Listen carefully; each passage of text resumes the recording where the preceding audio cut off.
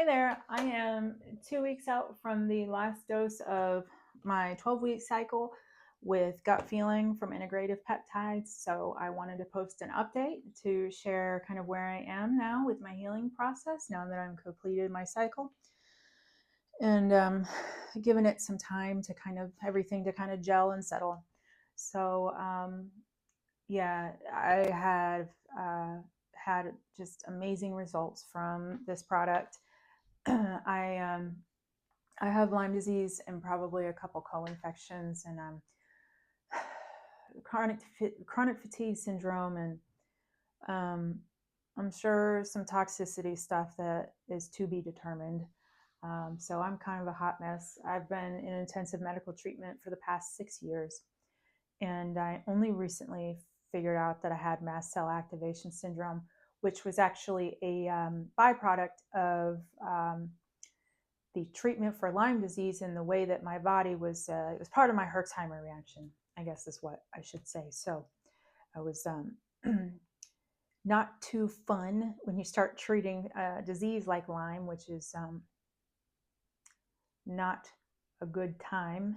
And then on top of that, you have then mast cell activation syndrome. And I have, honestly, I have no idea how long I have been dealing with this. It's been a really long time of dealing with mast cell issues and histamine intolerance, and doctors didn't pick up on it. Like they didn't. I don't know. I don't know. But once I figured it out, I started supplementing with a lot of antihistamines. If you have mast cell activation syndrome, I'm sure you know exactly what I'm talking about. And I felt some relief, which was great. Answers are good. You can do something with answers. But on the flip side, you're also taking a ton of antihistamines and just supplements and all of this stuff to manage symptoms. So what gut feeling did is, instead of managing symptoms, it fixed my immune system. It fixed my immune system, and it helped heal my leaky gut.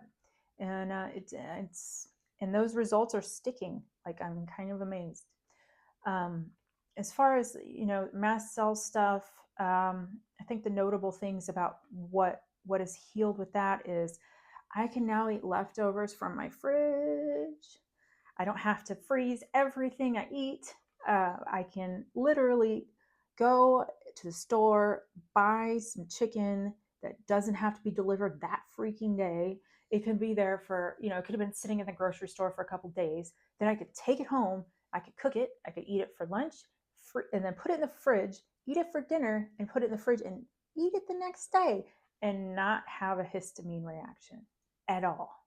Like, it just, I've been dealing with this crap for so long. Like, it just, finding relief is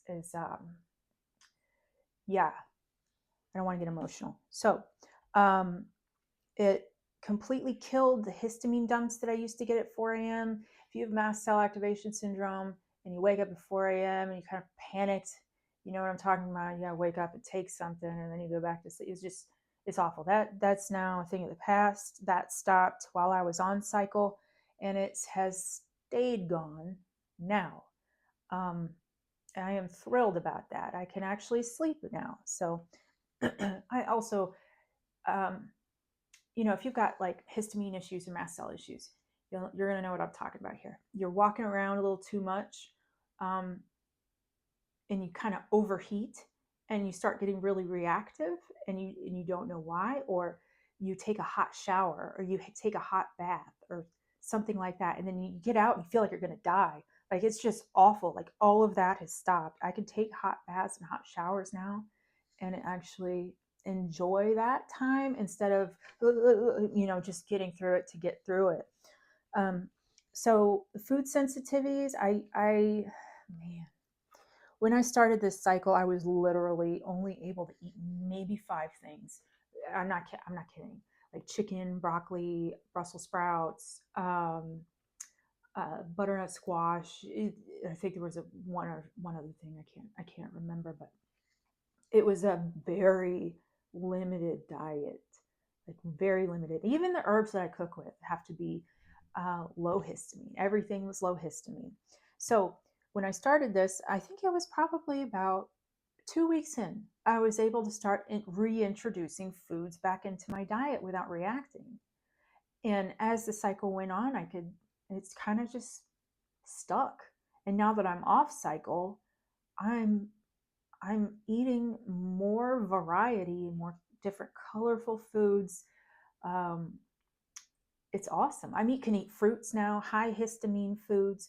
I still I'm still very careful about what I eat because I do have still some leaky gut stuff. Like I definitely can't handle dairy right now, like milk. Can't do it. It's I'm not healed enough for that. I tried and uh-uh. So but I still have a ways to go, but my God, like how far I've come with this is just it blows my mind. It's crazy to me that I suffered for years, and I mean years with this. And all it took was 12 weeks of this peptide, and I'm better. Like, don't get me wrong, it doesn't solve my main problem. It doesn't solve the Lyme disease, it doesn't solve any toxicity issues that I have, but the mast cell and the histamine stuff, my God, that was so overbearingly awful. You live with it day in, day out. It's just relentless sometimes. And um, also, I noticed, like, I started this cycle when I was doing herbal treatment. I was doing Bruner's protocol for Lyme disease. So I was having a lot of Herxheimer reactions, and they were bad. Like, they were really, really bad. My body just, everything was on fire. It was like everything was swollen. It was like panic attack internally, constantly, 24/7. You sit there and try to be normal, but you could feel your body's like practically vibrating from all the, I don't know, nonsense that's going on. That now is not an issue. Um, a lot of the anxiety that I used to experience is gone. It's just gone. Um, it's amazing. And before I sat down to do this video, I kind of asked myself, like, what would be the best way to visually show you the impact that this has had on my prescription drug and supplement and medicine regimen. So I went through my supplement cabinet, and yes, it's a big cabinet because I take a ton of stuff, or at least I used to, and I pulled out everything that I used to taste for mast cell. So I would like to show that to you because it's the amount of stuff that I've been able to cut out is I just have to share it because it's crazy to me. So we'll do the prescription drugs first. Alprazolam. If you have mast cell activation syndrome, you know what benzodiazepines do for you. They calm everything down. Like you could be so sick that you can't get off the couch. You're having just crazy histamine reactions, and you take a Xanax or benzodiazepine and something in the family, and you have the wherewithal to go clean your kitchen, which is not what that drug is. That drug is not supposed to work like that. It's supposed to calm you down. It's not supposed to make you want to get up and go do stuff.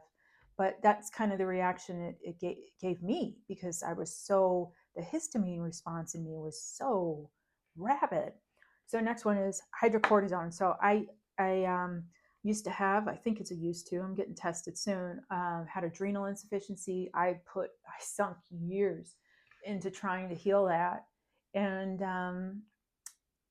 yeah, it was, I just couldn't seem to put down the cortisol, replacement cortisol. And, I kept thinking that it was still due to adrenal insufficiency, but I did this cycle and everything kind of calms down. And I'm realizing that the anxiety or what I thought was low cortisol feelings was actually a mast cell reaction or a histamine response.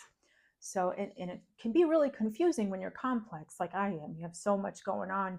No, it's hard to know what is what you have to take. So I take maybe like a quarter pill every now and then. Like when if I wake up in the morning and I'm just dog tired, or just wake up and I'm super inflamed because I still have inflammation problems. So, but for the most part, that's out of my day to day.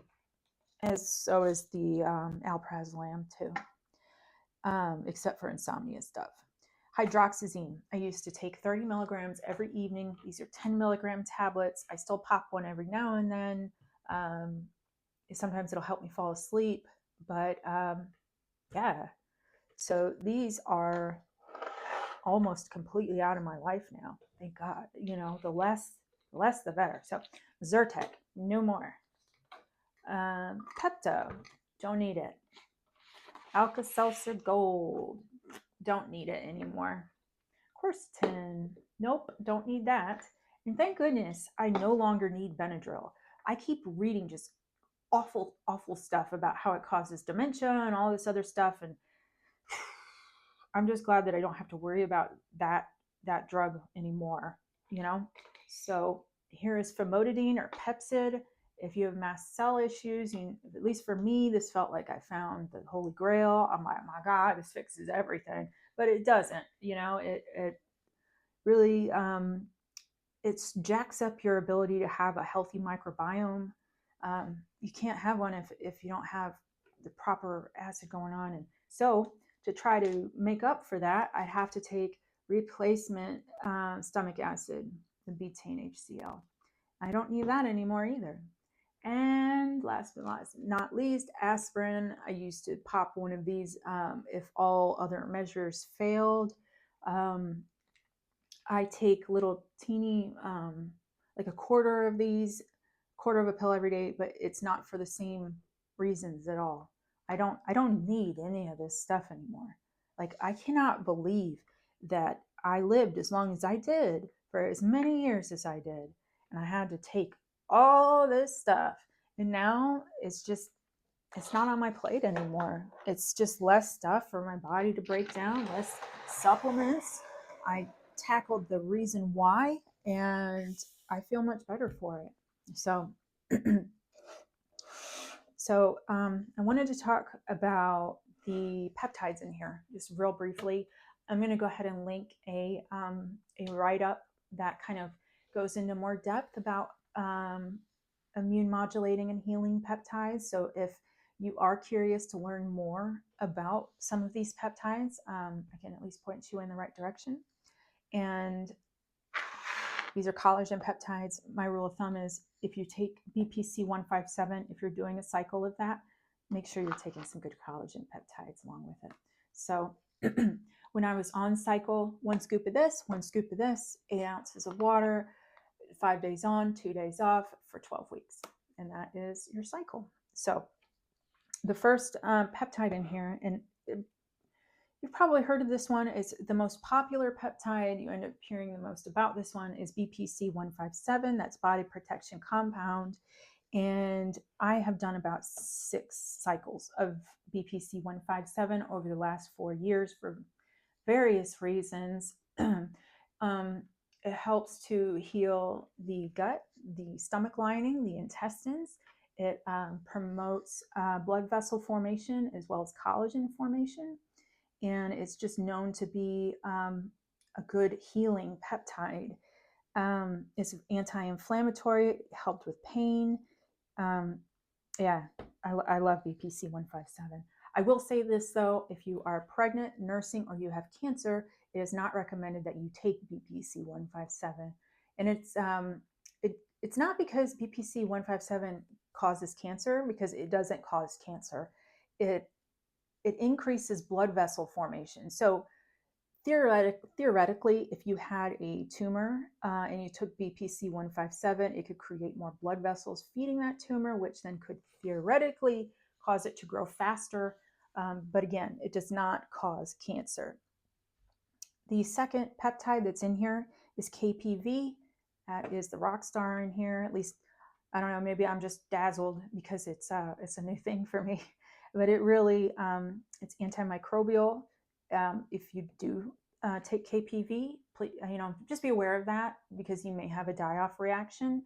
I had a mild die-off reaction from this for about 3 weeks. And then my body my immune system and everything just kind of, I don't know, calmed down. And my body stopped freaking out about the bacteria that was being killed in my body so much. So it made Lyme treatment a lot easier. And yeah, I loved it. I just, the one thing I hate about it is that I didn't know about it sooner, because I have been really struggling for years. And it's crazy to me that just one cycle can fix so much, but here we are. It is also, KPV is also immune modulating and inhibits mast cells, and it will help heal your gut lining. So, yeah, KPV, that was my first time with KPV. And yeah, I'm surprised it's not more popular, honestly, with everything it does. So the last one is called Immune Peptide A2, or Vylon. Vylon is kind of a new peptide to me. I never heard of it before doing this.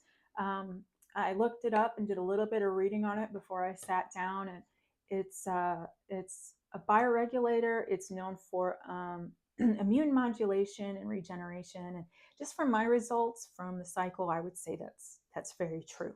So there's also so I lost about 10 pounds on this cycle between the probiotics in here that help you lose weight, and getting my health together enough to be able to intermittent fast.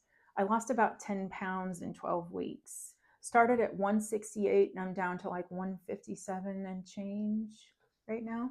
And I will continue fasting and continue dropping weight. But I thought it was really cool because the probiotic in here is called Akkermansia. I had never heard of it before taking this cycle, and I started losing weight. So of course I want to know why, because I've been trying to lose weight for years, which is super hard if you're chronically ill like I am, or on a bunch of hormones like I am. It can be tough. So I found when I researched it that Akkermansia is a probiotic that is typically found in thinner individuals in greater quantities. So I guess I needed that, which makes sense.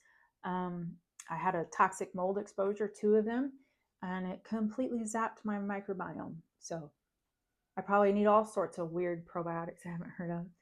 So I think that's about it. I'll throw some links down below. And of course, if anyone has any questions, I'm happy to answer. All right, take care. Thank you.